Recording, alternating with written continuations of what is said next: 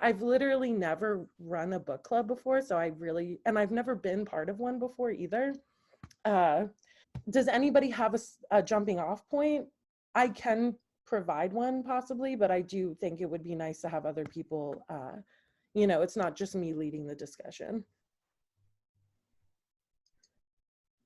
No, everyone's shy. That's okay. Shy people over here. Okay, so maybe we start from the beginning. I don't know if everyone noticed this, or if you saw this, or if you even feel comfortable participating in this aspect of the book club, but part of it is writing written responses. They don't have to be formalized. It's just another way for us to collectively reflect. So there is a doc on the G Drive, and I put like some quotes in there, and some people put some thoughts in there, but I would encourage you to participate in these written reflections, because I do think that they're very valuable, and I think it's yet another way we can generate some sort of archive and collective journey through this book together. One thing that I found and it actually connects to our next book that we're going to be reading. I hope everyone participates in Braiding Sweetgrass. But one thing that I thought was very interesting about the beginning of this book is that it really talks about the connections, the natural wisdom of nature, basically. Adrienne Marie Brown really talks about like the knowledge of dandelions and like fungi. And one of my favorite aspects of all of that is the kind of knowledge of starlings. And I'm not sure if everyone knows, the type. It's a type of bird, and it's like those birds that fly in tandem in like pivot direction, and they all know that which way to go. And it really reminded me, if anybody has ever seen Violetta Went to Heaven, it's a beautiful movie about Violetta Parra's life, who was a tapestry maker from Chile, I'm pretty sure. And anyway, she says creation is a bird without a flight plan. It never flies in a straight line. And I just think that that is a huge connecting. I'm going to probably be the one to connect all the imagery and like and ideas back to the Black Widow project, but I do think that Black Widow books at its best is basically we're all a murmuration of starlings, and that we're not flying in a straight line. I've no real, like, I have ideas of where this is going, but it's not really set in stone. And at any point, another person can pivot the conversation, and all of a sudden we're headed in a different direction. So did anybody else have any thoughts on this conversation of like the wisdom of nature and how it connects to emerging strategy and how it connects to like communities coming together?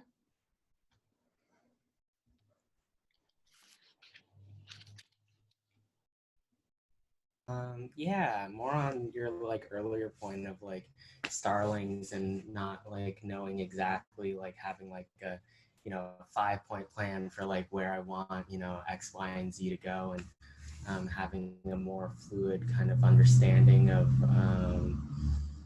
the process. I wanted to like pull this quote from the section "Birds don't make a plan to migrate, raising resources to find their way, packing for scarce times, mapping out their pit stops. They feel a call in their body that they must go, and they follow it, responding to each other, each bringing their own adaptations." And so it kind of like it's not like always having like 10 steps planned in advance, and yeah um I'm also like thinking about another like site of like natural emergence and being like ants, and when you like seen like videos of like people like flooding ants, or it's like it's raining out, and the ants will like hold on to each other and like build like these kind of like floating structures out of their bodies.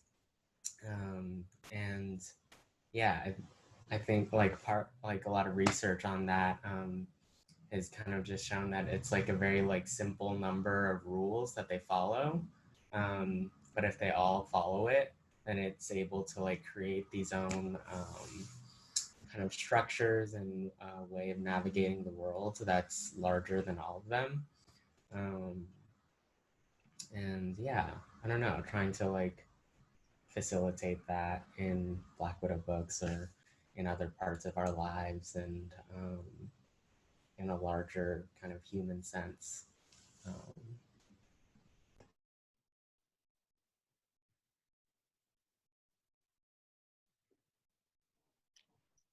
I have read not close to 66 pages yet, but from the bit that I have read, just this, and going off of what you both have said, the idea that this comes to other life forms so naturally, it's like not a thought process, um, and perhaps comes to us naturally too, but there's a lot of stuff that we have, has gotten in the way to keep it from just being this really natural, easy thing that we are doing.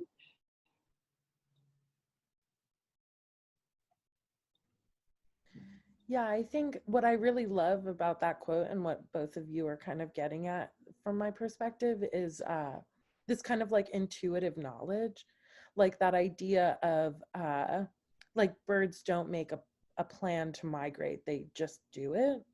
And there's just this intelligence that exists within the body of like, and I do think that for me, a lot of I have this whole essay that I wrote, this statement on the necessity for artists coming together in times of crisis.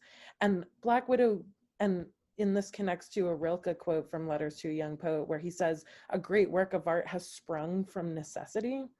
And I think that what's really amazing about this connecting to the starlings and the migration of birds, it's like that's a necessity for them to survive.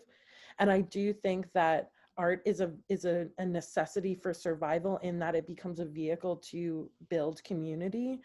And just like flocks of birds, we need each other. And I do think that there's like an innate necessity and an innate wisdom and an intelligence, basically, of like coming together to create something larger than one's own practice. And for me, that's a lot of where the book comes from. And it's like Black Widow is emerging right now. We're all emerging artists, basically. Some people are a little farther along than others, but how do you really measure that? So I do think we're an emerging community made of emerging artists. It's like we're all kind of coming together. And like I said, one person has the ability to pivot. Like Yasmin is the person who thought of doing the book club. And that idea stimulated this pivot and this other way of forming community. The six of us wouldn't have gotten on a Zoom call had it not been for that idea. And all of a sudden we're meeting each other and having a conversation together. And we're all in different places, for the most part. And I think there's something really to be said about that. Just like the power of an idea that kind of goes off in one's mind, and then vocalizing and communicating it, and then seeing how that can catalyze and create a domino effect.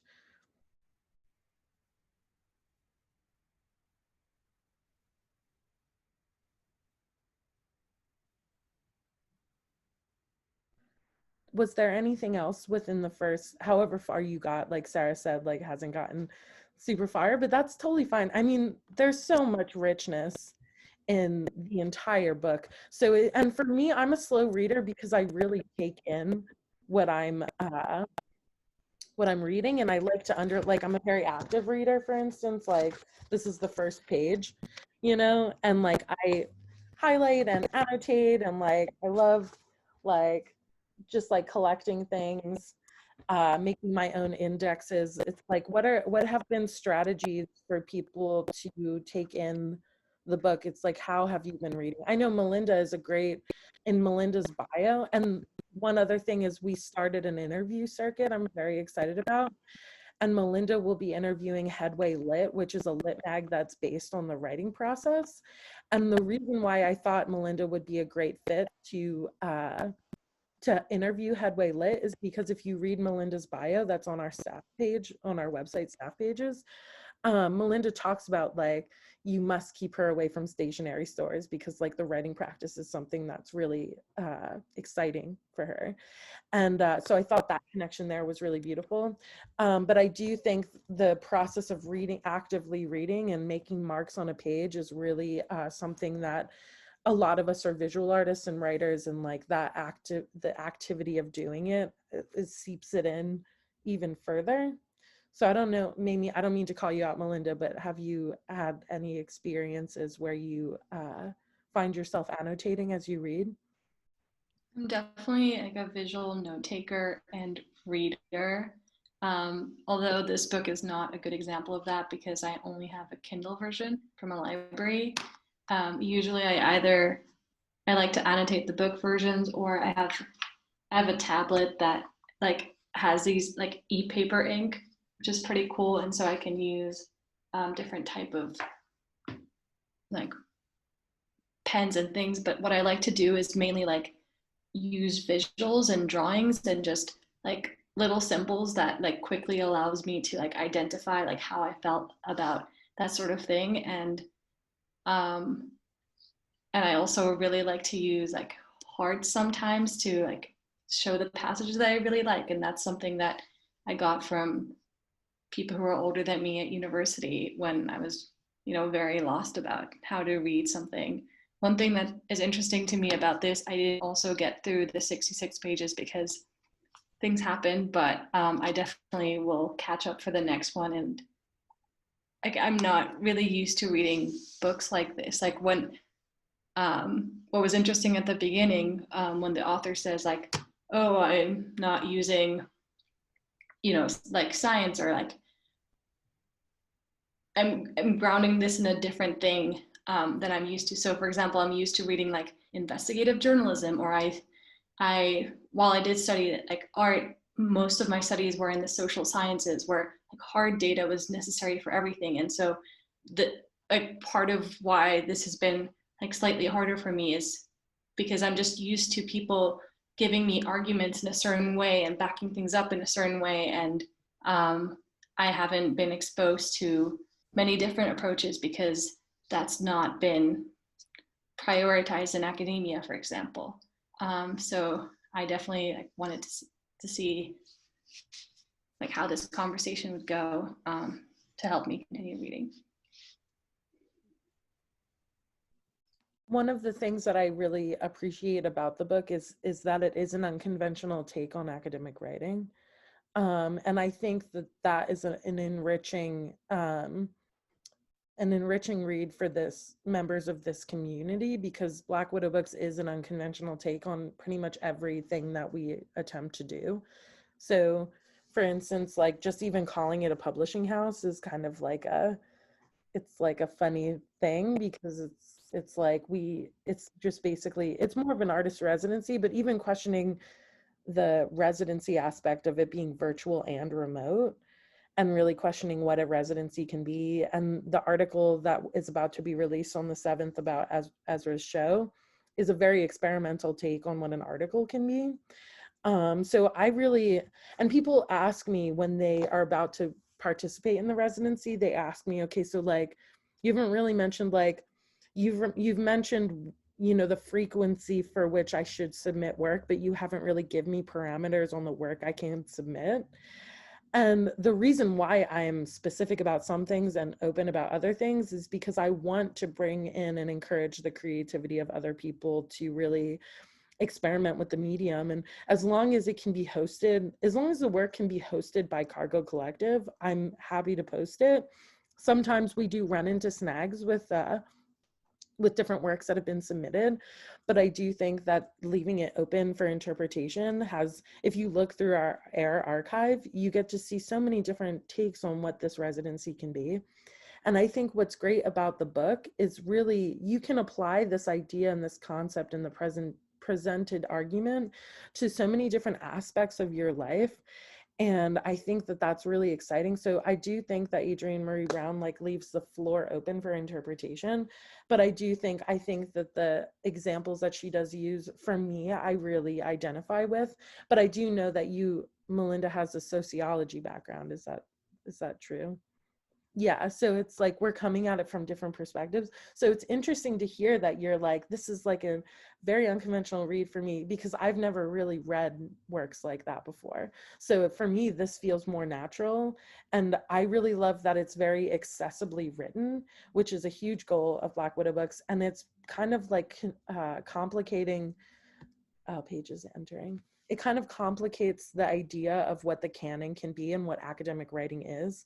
Um, I'm reading another book right now. It's called Killing Poetry by Javon Johnson.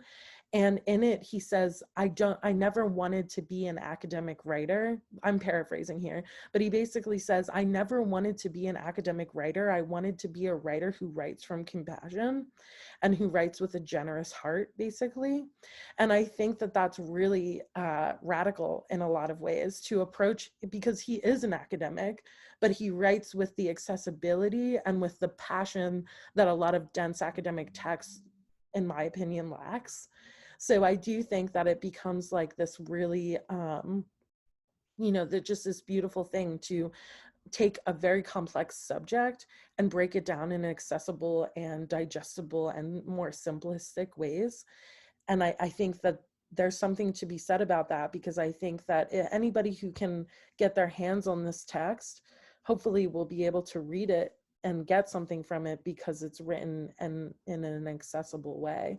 And one of the big goals of Black Widow books is to present an accessible education to people, is to present a doorway into the art world, and to really kind of challenge what the canon is and what it can be. And I think that what's great about Black Widow books is it's not only presenting a new type of canon, but it's presenting artists young, not necessarily always young, but it's presenting artists who are making today. And I think that that is really powerful, especially because of the situation of like where we're at with the world. And it's just like a new kind of canon. And I think that that is an exciting thing. Hey, Paige, I just want to let you know. Point. Oh, sorry. Just real quick, Paige, I am recording this. Only for the audio, I won't use the video, but just a heads up, I am recording it. Totally cool. Cool, thank you. To the point that you were talking about, though, Leo, I think, and prior the question about, like within these sort of structural contexts, how do we question, innovate, press against these boundaries? I think as creatives, that's part of the synaptic structure of the brain, right? Is making sense of disparate pieces and weaving them together, which I think is reflective of the structure, as far as I understand it, of Black Widow. But also, I think what you were saying, Leo, at the end of your comment there about this being a time to really kind of press against that. I think that that's true, particularly in academic contexts. Like, what is stopping us from really inviting the institution to become the flexible, fluid structural forms that we need to innovate, to dream, to build from here the best ideas moving forward. And so, like, thinking like the building of Black Widow, how are we building and constructing and like really taking leadership in making those fluid, flexible structures at this moment in time? Because I think this moment in time really demands that. So it definitely is a question that I'm asking, and I think is very apropos to the Emergent strategy text. It's really interesting that you say this, and I don't mean to keep bringing in another book, but like I said, I'm reading Killing Poetry, and it's called Killing Poetry because slam and spoken word communities began in the 1980s, and kind of like, like white male academics called it the death of poetry in a negative way, not in a positive way. But it's funny because spoken word and slam communities took it as like, oh, cool, we killed poetry and now we're going to build something better, basically, than what has existed, or not better, but like something different, something more inclusive, something. And Johnson used this word very often, like Adrienne Marie Brown says relationships are everything numerous times throughout the text. Johnson says we're creating something beyond, and he uses the word beyond I have it highlighted numerous times, and I'm only like 30 pages into the book.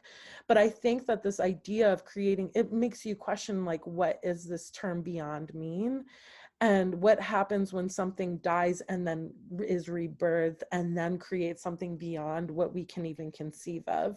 And I think that emergent strategy is really interesting because it's like this process of growth and this process of change and this process of creating as you go through, you know, the motions of doing something and you're active.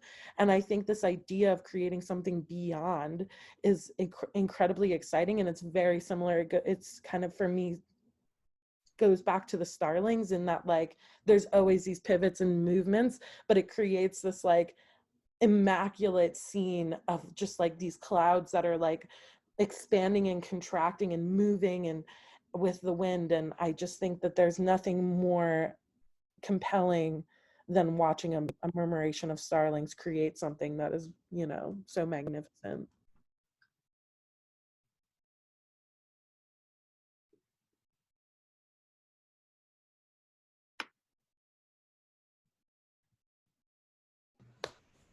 Yeah, like thinking, like going back to the conversation of like expanding canon and this work being very unconventional and existing outside of like, you know, like I feel like there's like a, you know, very much like a genre of academic writing that has been kind of like shaped a little to fit into um, public discourse, like a Guns, Germs, and Steel, or like, um, you know, that like kind of book where, you know, you have like a very like rigorous like academic who's like decided to like, you know, basically republish their findings in a more like legible way for the public. And this is, yeah, very different from that. And yeah, for me, this feels like, you know, it's like a lot broader. And, you know, I think like Adrienne Marie Brown is like very upfront at the top, being like, you know, I'm not a scientist. I'm like collecting these things from the world and, you know, putting it together. And um, for me, it feels very much like an entry point. Um, like it's asking you to like, you know, like learn more about like fungi and learn more about like the birds and learn more about like um, these different systems, you know, both like for your own just like mental like stimulation, but also um, using them as models and metaphors for, um, you know, institutions and for organizations and people. Um, yeah. I thought it was really interesting, like the biomimicry, like that whole section about that was really fascinating. Like, I think I'm familiar with, like, in sociology when you talk about other social creatures like ants or bees, and you talk about that, and that's included, like ants, but also like living matter in general and how that works. And I don't know if you all talked about this already, because I wasn't here, but it just I just think like these different ways of seeing and thinking related to other living matter other than just even like social creatures is so interesting, because maybe there's something to learn there that we have never, that we're not really thinking about.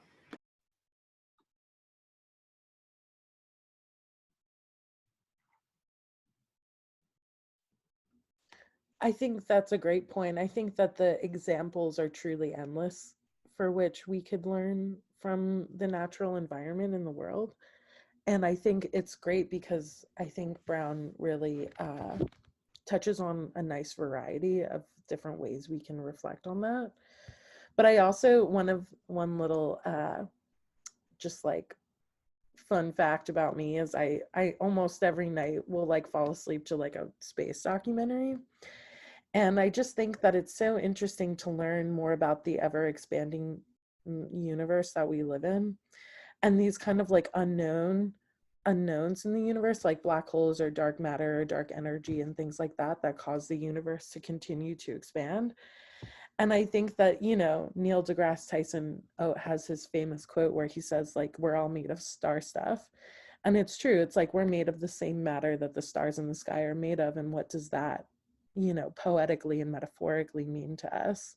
You know, it's grounded in scientific fact, which is like really interesting because Brown really pulls on these like qualities of nature.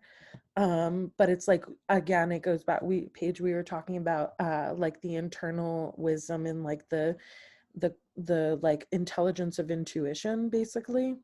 And I do think that there's a huge connection on a micro and macro level of like internal wisdom and kind of like knowing what the body and the mind and like eventually kind of like collaboratively coming to a point where you like understand what the community may need. And I think that again, like I already said this, but I think art being a vehicle for bringing people together is like one of the most powerful things. And I think that there's really like people coming together over something that over a shared passion it's hard to deny the pure power that something like that brings, and the possibilities are truly endless.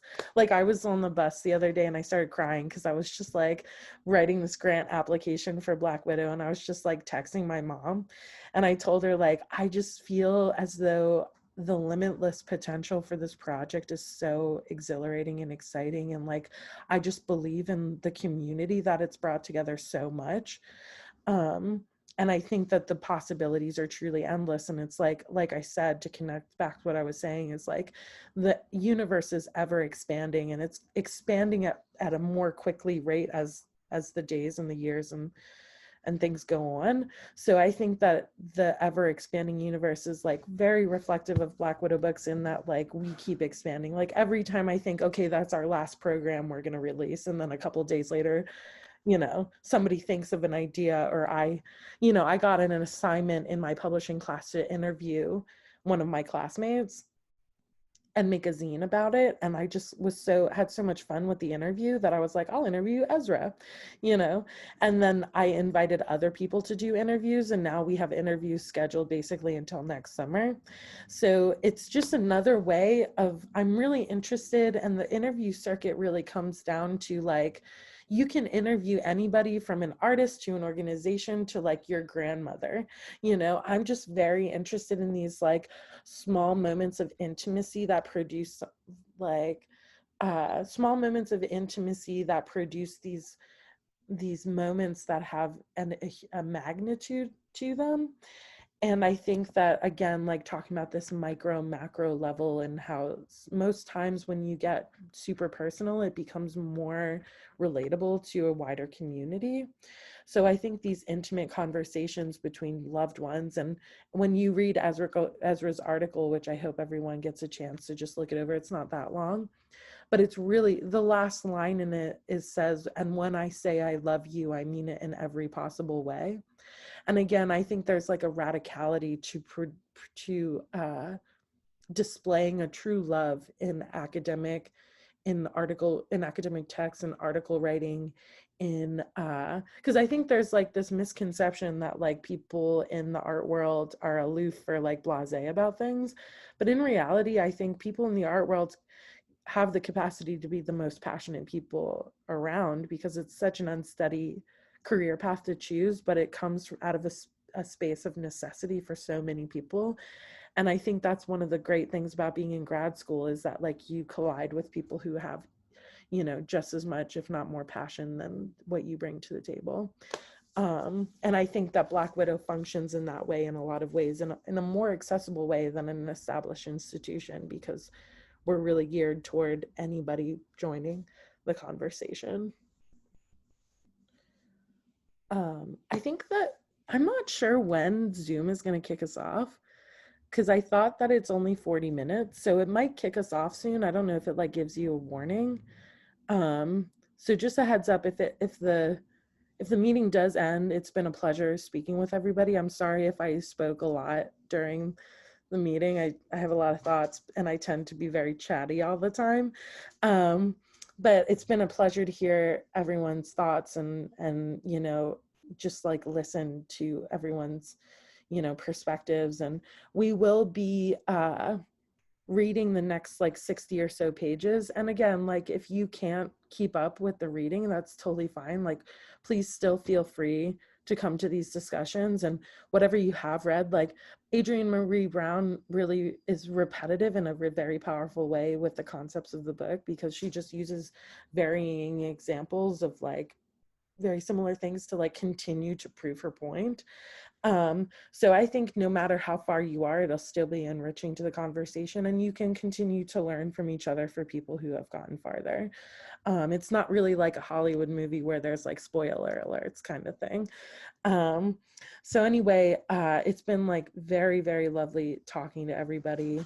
And it's been about 40 minutes that we've been on Zoom. So I'm just like being conscious of the fact that like it might just like be like, bye, which would be a bummer. Just like Zoom, so cold, I don't know how it ends though. Last time we were on here, it gave us like an extension of time, which was cool. I saw a message that said something like that Oh, you've really? been upgraded or something. Yeah. Oh, you did for this meeting? Oh, I didn't. That's weird that it wouldn't let me know that. Okay, well, cool. Well, I don't know. I do have advising with Erica at noon. So I might like it would be nice for me to have a little bit of time to prepare for that. Does anybody have any like last minute thoughts or things that are pressing that they feel like they would like to share? No? You're all feeling fulfilled. It's been very lovely. And I've never collaboratively and collectively read a book together. And it's like, it's amazing, to even just the sheer fact to know that there are other people taking in the same book as you at the same time, especially people who are close to you. Because like, not everyone knows each other, but you're all my friends. So it's like very beautiful for me to see everyone on the same screen together. So, like, I was just looking at our staff page today, and I was like, oh my gosh, all my friends, very cute. But anyway, cool. Well, it was very nice seeing everybody. And again, like, just so you know, like, send me an email if you feel like you don't want me to include your voice in this recording, which is totally fine. Like, I did want to give everyone a heads up that I will be recording, but I don't want to like share things. And I'll probably, when I do share it, I'm not quite sure how it will be shared yet. It'll just be a track on our Bandcamp, but I probably will put like, this was a conversation between these people, and not say like, get too specific about it, but like, I'll list your names. And if you would not like me to list your name, just like send me an email and it's no problem. Cool. All right. Well, I hope everyone has a lovely Wednesday. Thank you so much for joining the conversation. Cool. Bye. I've literally never run a book club before, so and I've never been part of one before either.